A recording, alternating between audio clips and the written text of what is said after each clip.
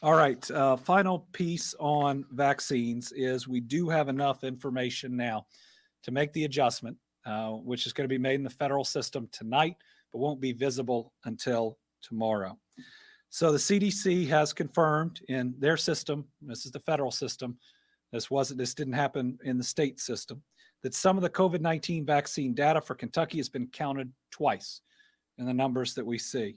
This occurred because data from one pharmacy chain, which is Kroger, was reported to the federal Tiberius database, both through the Kentucky Immunization Registry and directly to the CDC. They were submitting it in two ways and expecting that there would be a deduplication algorithm ultimately in the federal database to catch it.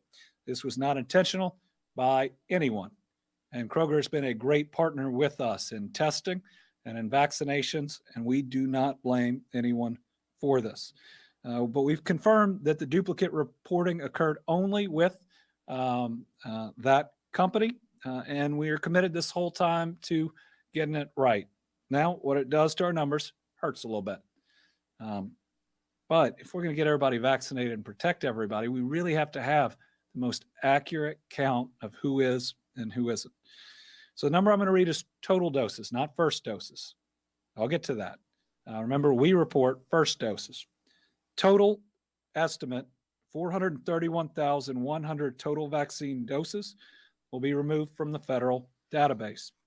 Now we estimate that 252,500 of them are the first doses. So that will be the hit to the reports that we put out. It'll lower our unique Kentuckians vaccinated, how many Kentuckians we believe have been vaccinated, from 2.78 million to 2.53 million. So therefore, the percentage of Kentuckians vaccinated with at least one dose is going to decrease to about 56 or 57%, we believe, tomorrow when the federal government publishes that data. Each age group is going to be adjusted downwardly too, and so we'll start presenting that data again, but with the adjustment. It's going to be approximately 5% to 7.5% for each age group.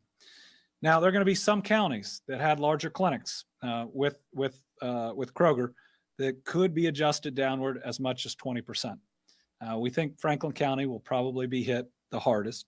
Now, that does explain why we had some really severe sickness and spread here in Fayette County. But again, let me say, the folks that have worked to vaccinate people in this county and every other county have done their absolute best. And even with this, I'm really proud of their work and of our work. Again, the duplications occurred just from that one group, and we believe that this has happened in at least 3 states that will likely be reporting it. But you know, this national database is something that we had to create during COVID. In many ways, our response to this, because it's a pandemic of a virus that had never existed, we had to build the airplane while we were flying it. We had to create the testing because the test didn't even exist, and then we had to make it nationwide, and we did. I'm not sure we'd ever seen anything like that. We got a vaccine in record time, and we had to vaccinate people and create a network all over the United States, and we did, to the point where except maybe in schools, we won't have to have new networks for kids or for boosters. It is already available in so many ways. And this database tracking hundreds of millions of doses is the same. It had to be built, never existing in this form before. And so I believe that in the future, while I hope it's not Kentucky, there will be other revisions that we will see in other states. May take a few days for them to get in, but I think we could see the adjustments as soon as tomorrow. Again, that's just the Tiberius database. We have separate databases in Kentucky for immunization registry and others, and that will remain constant.